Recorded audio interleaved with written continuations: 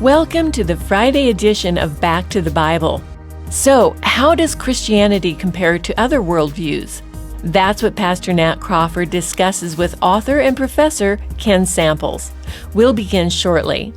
But first, let me remind you that this is the last day to request your copy of Win the Day. In this issue, Pastor Nat lays out a devotional path to help you grow spiritually on a daily basis. We're looking forward to sending you a copy of Win the Day as a thank you for your gift to Back to the Bible.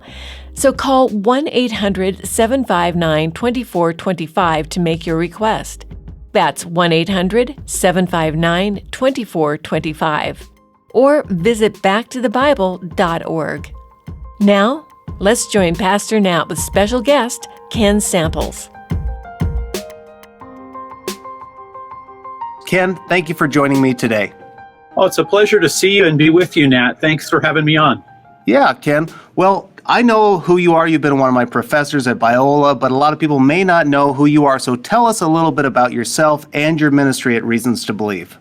Yeah, very good. My background, Nat, is in philosophy and theology. So I work at Reasons to Believe, which is a science-faith think tank. I'm kind of the oddball on the scholar team in that I'm a non-scientist and I work with lots of scientists. In the old days, I worked at the Christian Research Institute with one of my mentors, Walter Martin. We studied cults and new religions. At Reasons to Believe, I kind of bring some philosophy and theology to bear on looking at science issues. When I got acquainted with Reasons to Believe, I became overwhelmed immediately because I am not a scientist as well. And when I started digesting some of the content, I basically fell over, my mind exploded. And my wife, who was actually watching some of the content with me, she watched me just kind of melt. And it was a great experience, and I'm still consuming much of your content today. Well, you are also an author, and honestly, in my years as a pastor, Ken, there were just a handful of books that I would give out to people. I would keep a library on my shelf, and two of the books that I would always give out were two of your books, both A World of Difference and also Without a Doubt.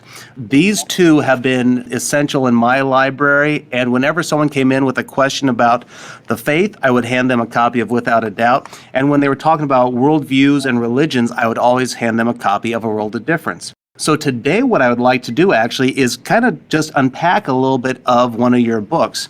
And so today I want to talk about A World of Difference. It's a great book, but why don't you tell our listeners and those watching a little bit about that book and why you wrote it? Yeah, very good. I have to say I'm very pleased that these books have been helpful to you, and it's very meaningful. Sometimes when you write, you wonder who reads the books and are they helpful? So that was nice to hear, Nat.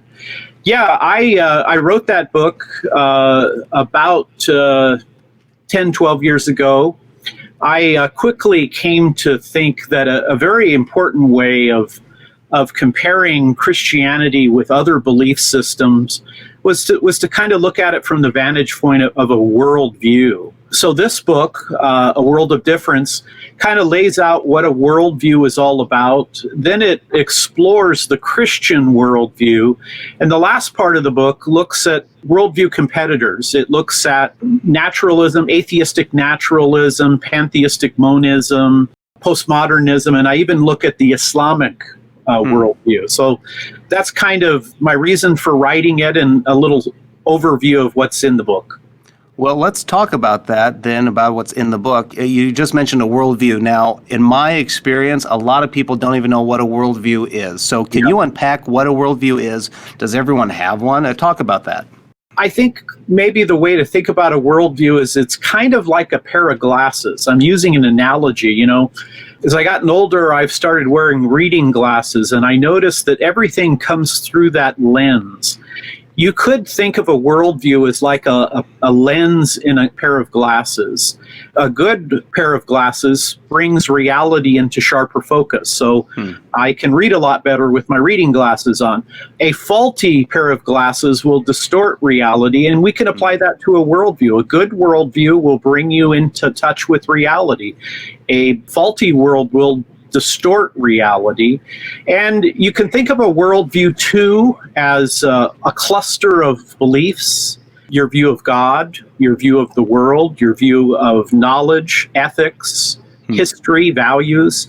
So it's kind of a way of kind of making a big picture view of life and making sense of reality.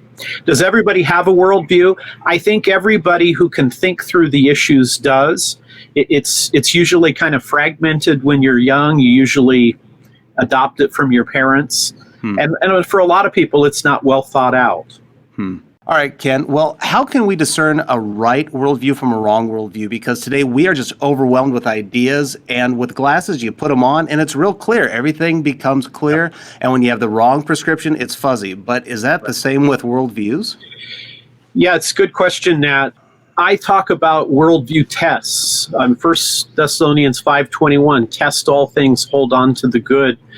In my book, I mention a series of tests. Let me touch on just a couple very briefly. One worldview test is what we call the coherence test. Is your worldview logically consistent? Is it internally consistent? I mean, if your worldview is filled with self-defeating ideas, I mean, that's a red flag that this worldview is not going to cut it. If, however, that worldview passes the coherence test, it's basically logical, it's basically consistent, then we can start looking at some other tests. For example, does your worldview have strong explanatory power and scope? Can it seem to explain really meaningful realities like the world, like human beings, like knowledge and values? Maybe another worldview test, Nat, that I think is important is your worldview livable? Does it give you meaning and hope and purpose? So in my book, I lay out 9 of them. Those 3, I think, are very important starting points. But, to do an evaluation and to put them through the test, there has to be some type of truth out there. There has to be some type of measuring stick, right? Okay, but today we live in a world where truth, they say, is relative, or there isn't even truth. So is there, in fact, truth, and how can we know? Yeah, you're absolutely right. I mean, we live at a very peculiar time. Some have called it post-truth, postmodernism.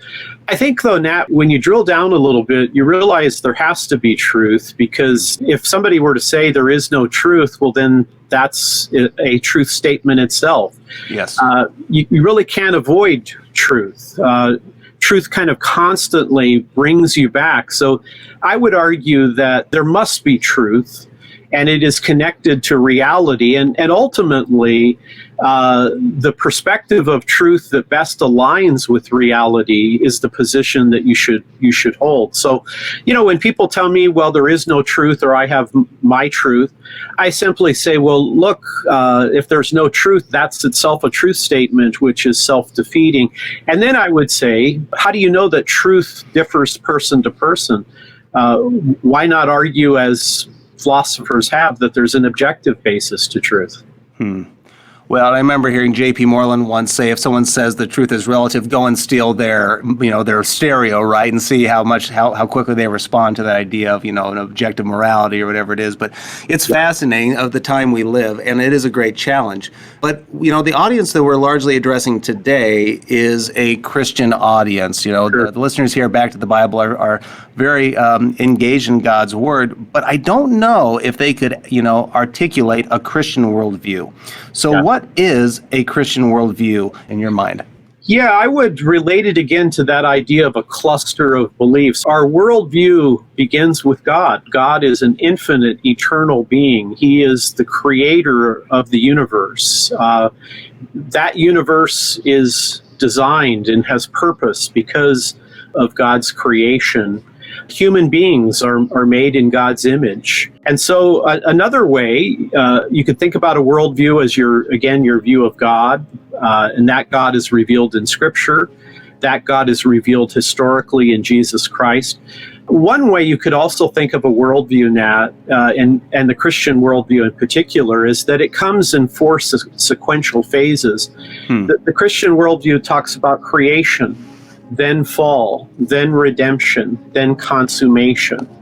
And so the Christian worldview would get into things like God being a Trinity, Jesus being the God-man, Jesus' atonement, resurrection.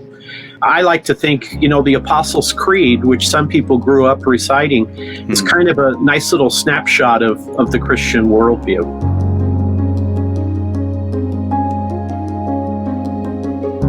We'll be back in a moment with more from Pastor Nat Crawford and special guest Ken Samples.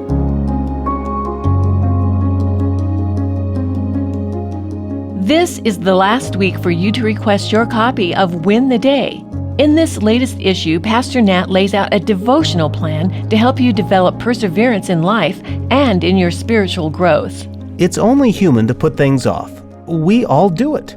But God's Word has much to say about making the most of your days, and that diligence makes a big impact on your life and in your spiritual growth. So be sure to request this month's issue of Win the Day. We're looking forward to sending you a copy of Win the Day as a thank you for your gift to Back to the Bible.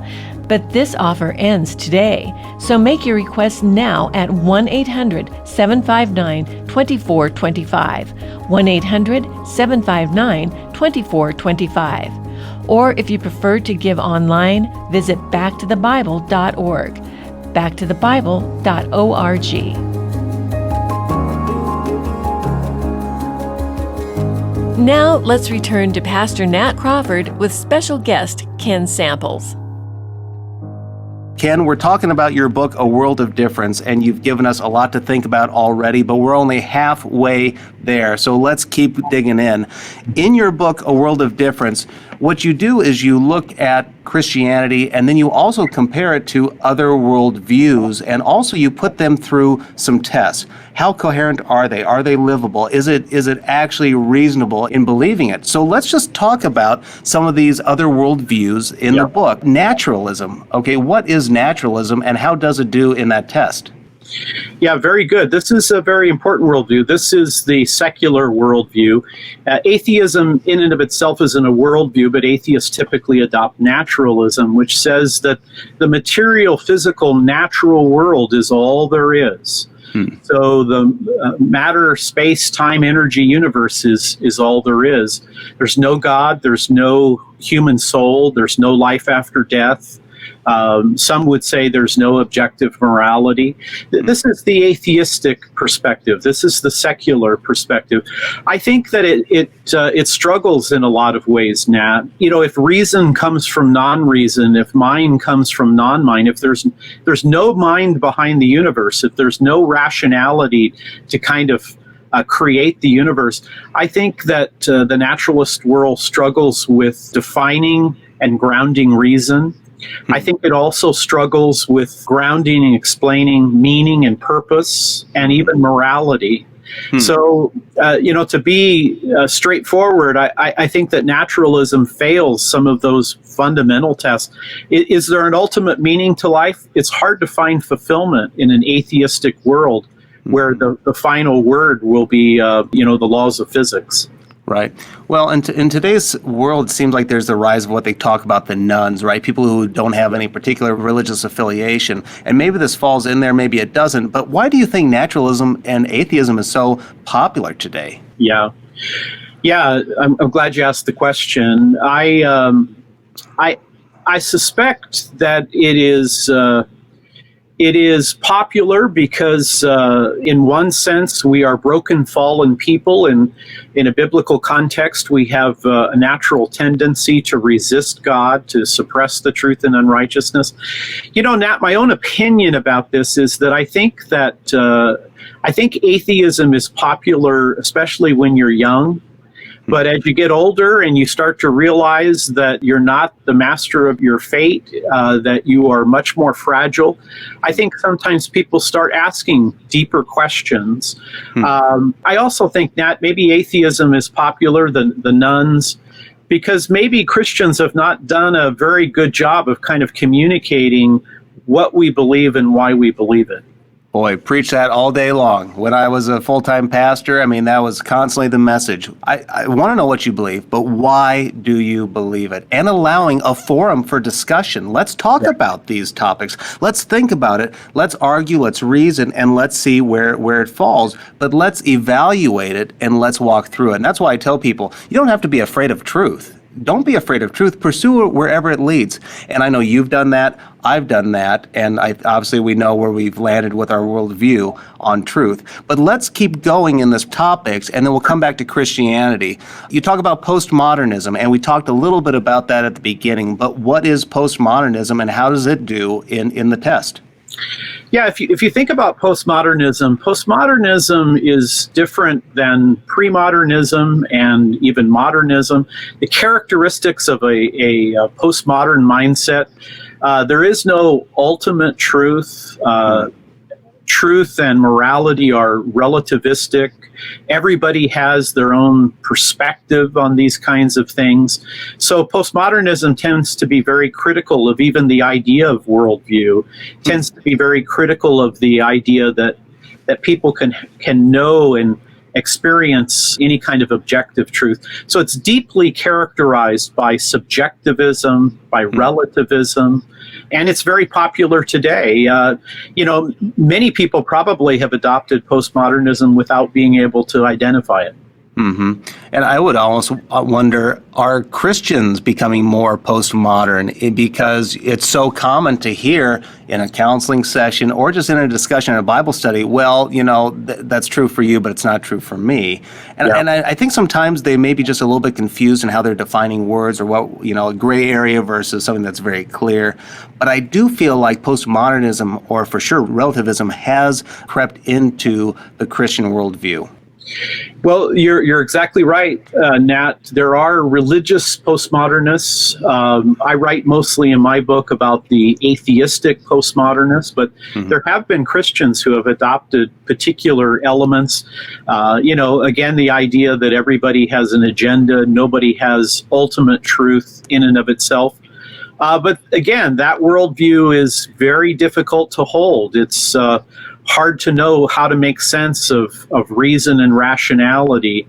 When we start looking at relativism, it kind of is self-defeating. It collapses upon itself. Right. I think that postmodernism, it struggles with any kind of grounding of an objective basis for life.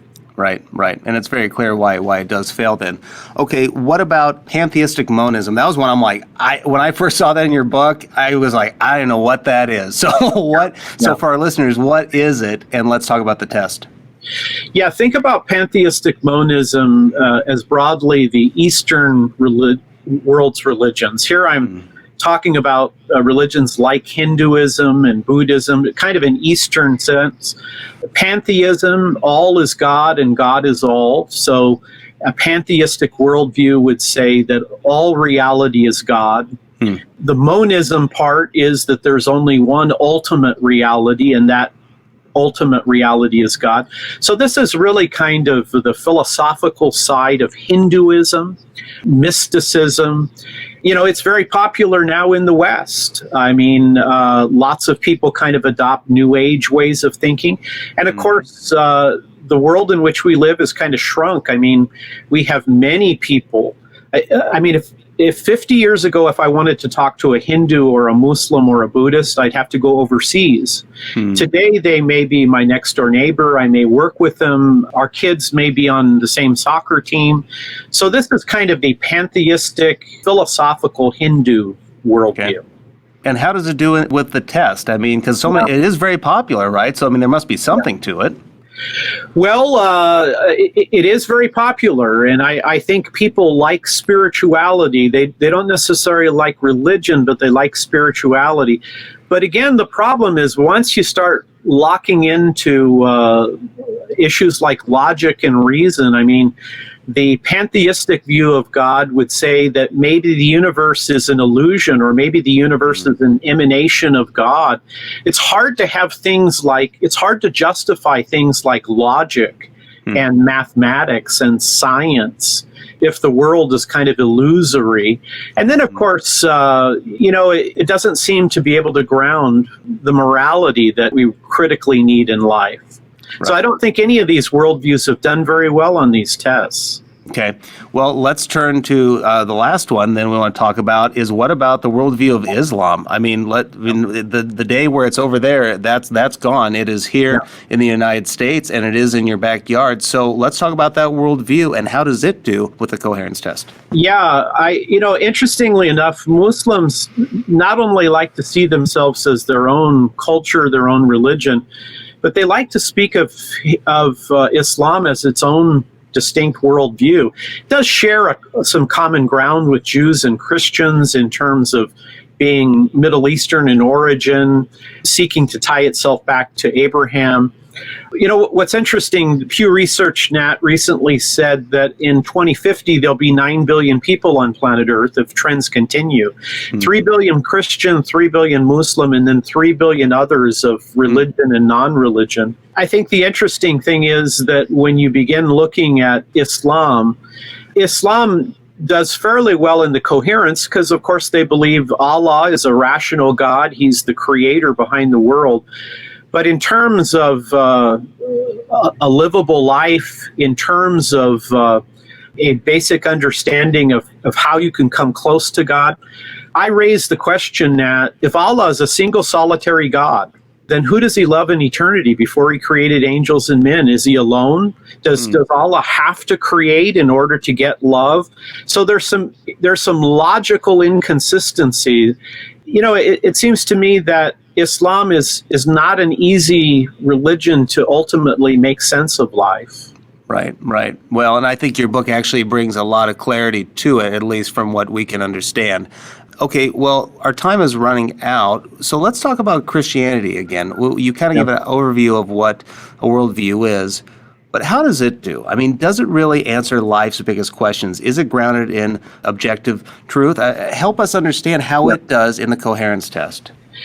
I think it scores really highly on these tests, Nat. I mean, you know, when it comes to reason, rationality, mathematics, and logic, the Christian believes all of those things are part of the world because the world has come from a rational mind.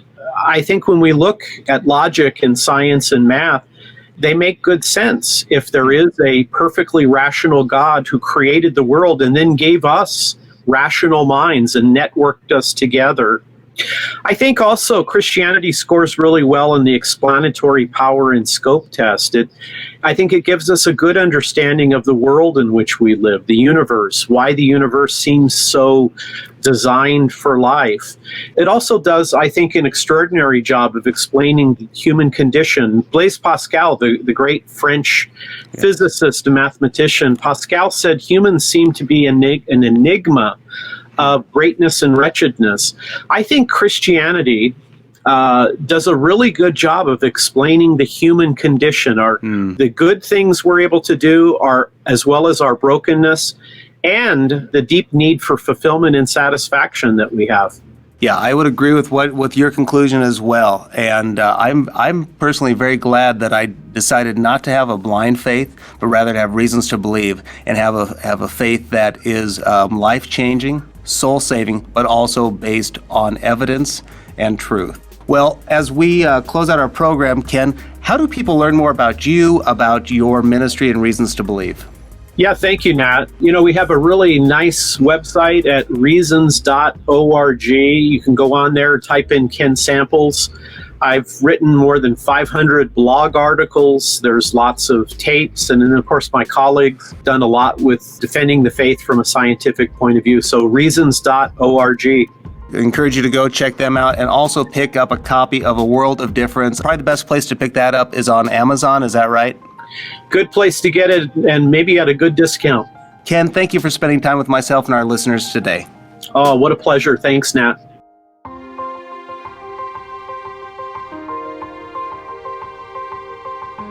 Thank you for listening to Back to the Bible. Before we go, let me remind you that this is the last day to request your copy of Win the Day. In this issue, Pastor Nat lays out a devotional path to help you grow spiritually on a daily basis. We're looking forward to sending you a copy of Win the Day as a thank you for your gift to Back to the Bible. So call 1-800-759-2425 to make your request. That's 1-800-759-2425. or visit backtothebible.org. Pastor Nat here. Have a wonderful weekend, and remember to stand firm, stand faithful, and stand on God's Word. For a variety of resources to help you move forward in faith, visit backtothebible.org.